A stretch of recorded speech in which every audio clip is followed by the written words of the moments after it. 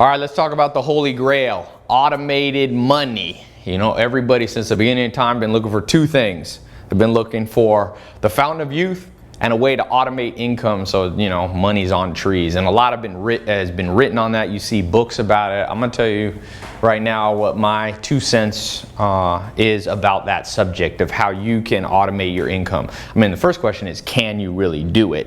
And so there's about 10 things that I've written out because this is one of the most common questions that I get. Let me give you a few of them right now. So the first one, if we're talking about automation, so that, you know, this is the dream, like you wake up and there's more money in your bank account than there was the night before. You didn't really do anything, you know, you set up a system and it's just rocking and rolling. So can you do that?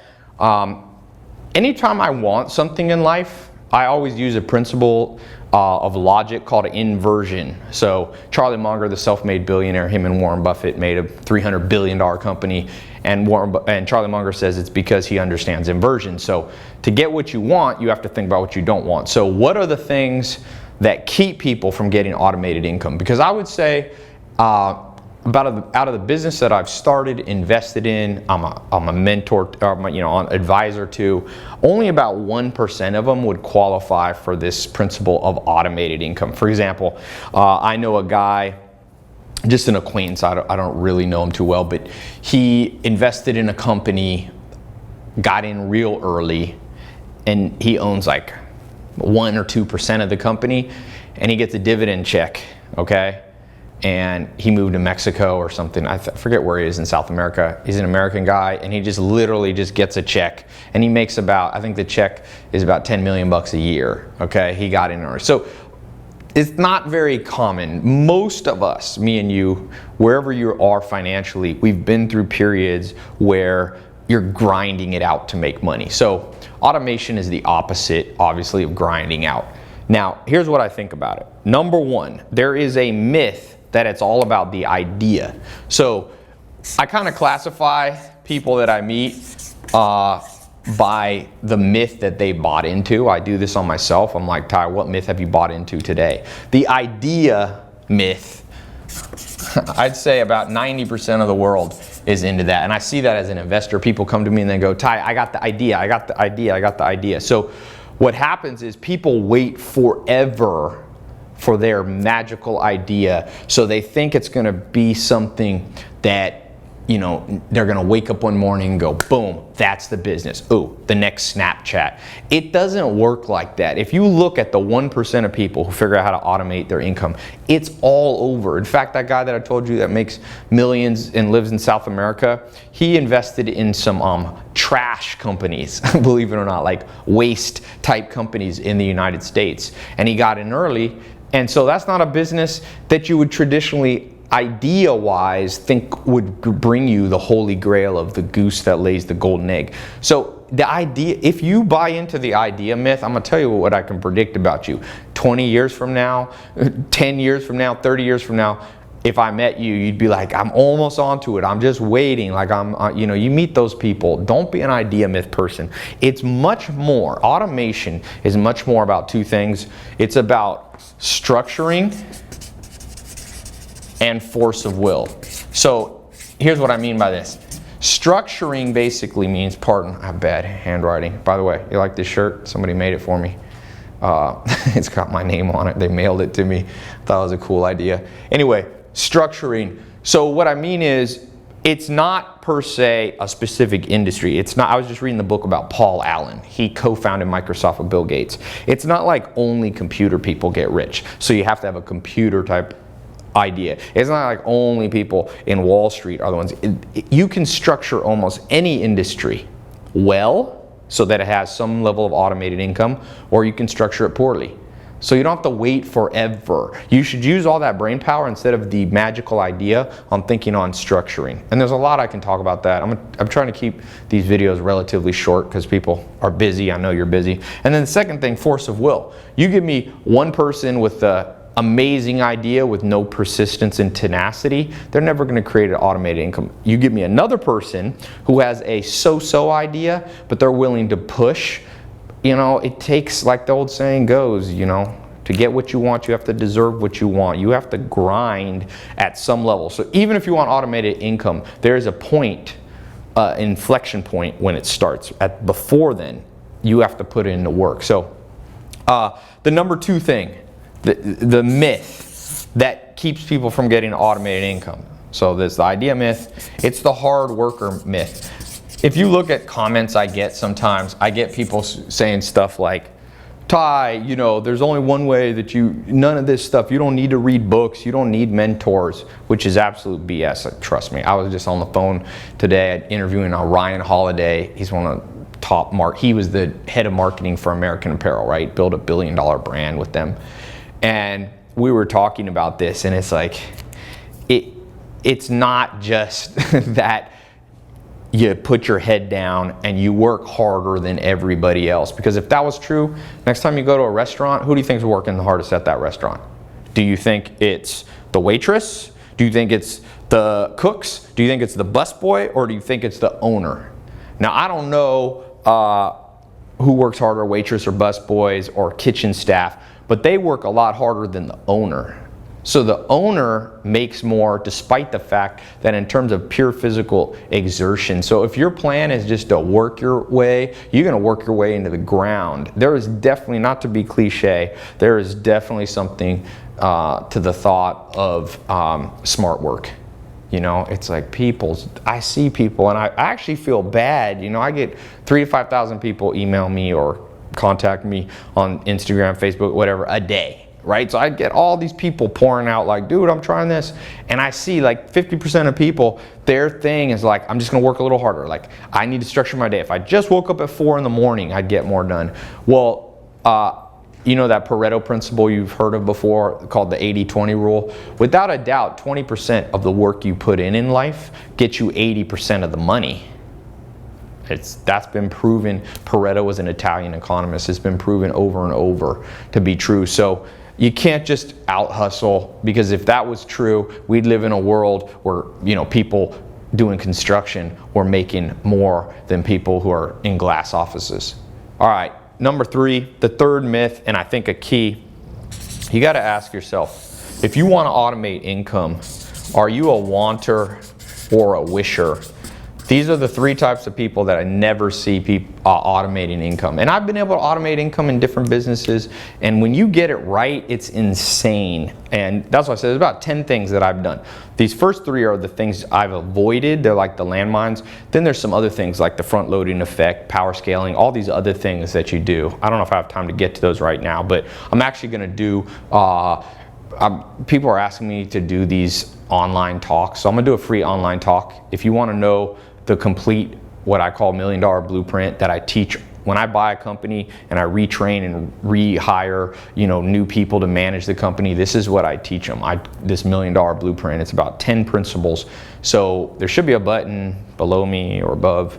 Click it. It'll take you to my website. It's absolutely free. You can register. By the way, don't wait too long. Some people do it to the very end.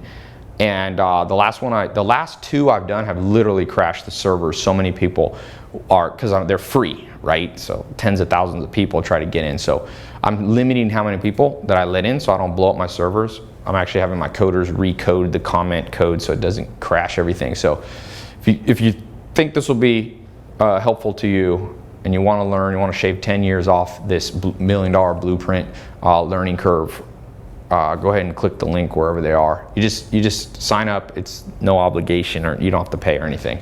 And it'll tell you what time. We'll translate it. We'll convert it to your time zone, so you know exactly what time to show up. And then you can just watch it on your phone or your computer or whatever. But let me give you the third one right now. So wanters and wishers.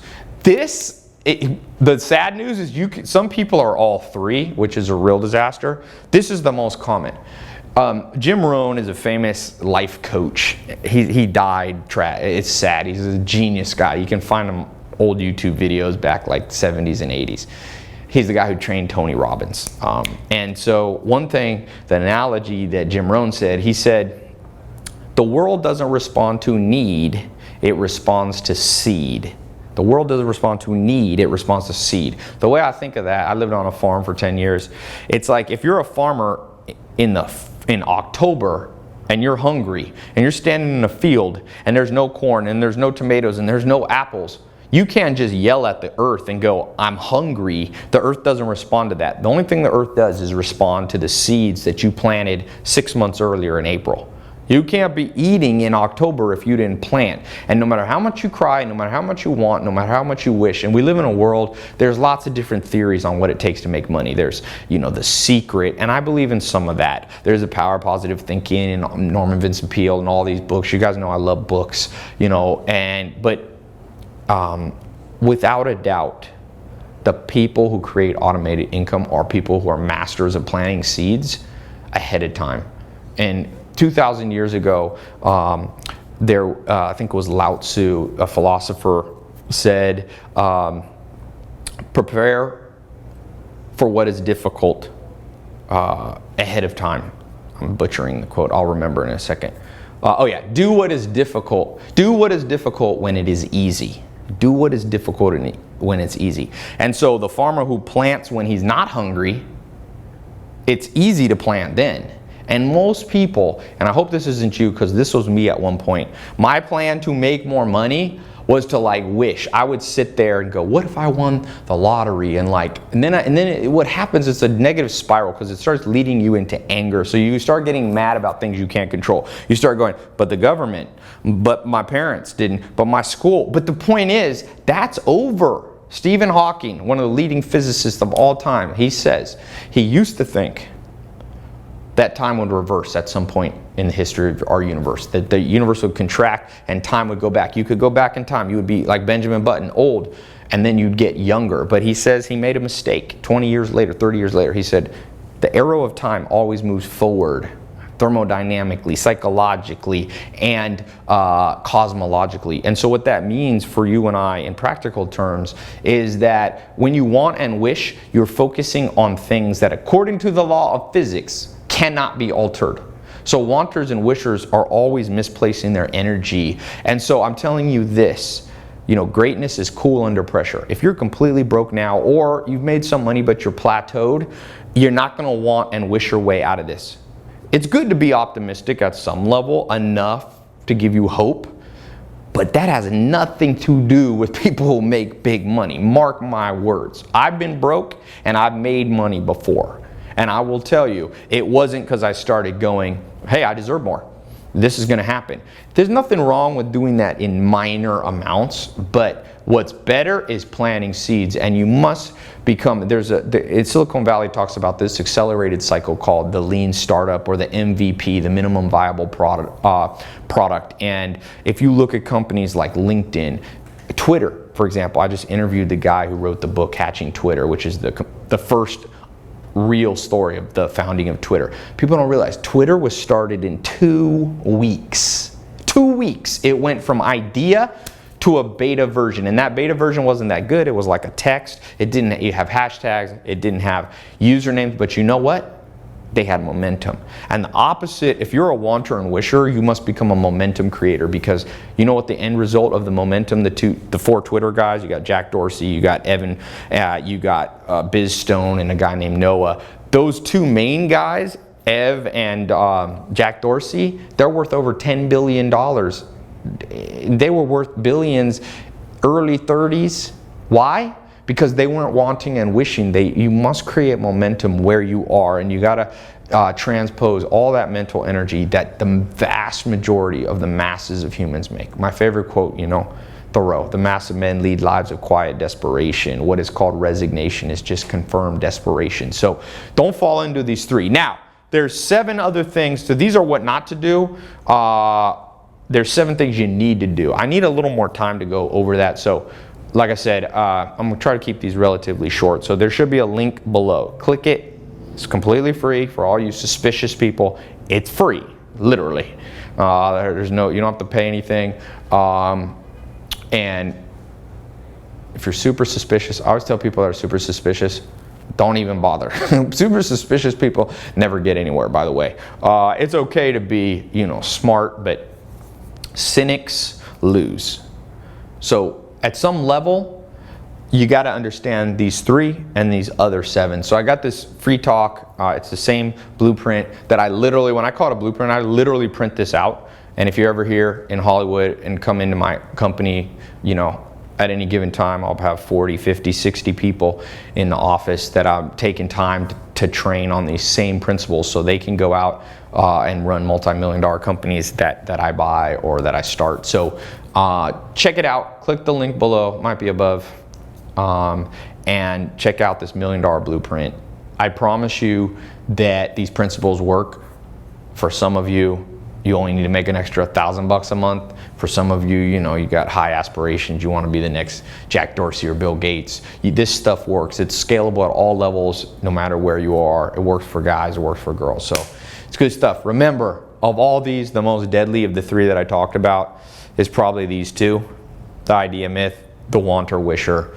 You don't need just an idea, you need a structure. I remember I was actually at the SLS Hotel in Beverly Hills, and when I was first really starting to make some money, and I sat down with these guys that were big money guys. These guys had made, you know, 100 million bucks, and I had a lunch with them. It was at a conference, and one of the guys looked at me and he said, "Ty, it's all about your structure." And I didn't know, I remember thinking, what's this dude talking about? Is he just making this up? And now I realize at the end of the day, structures win. So I'll be talking about that plus, you know, these 7 other things. Check it out, click the link. And by the way, on that you can ask, there's live chat, so you can ask questions and get responses in real time while you listen in. So click the link, it'll show you the time, and yeah, talk to you soon.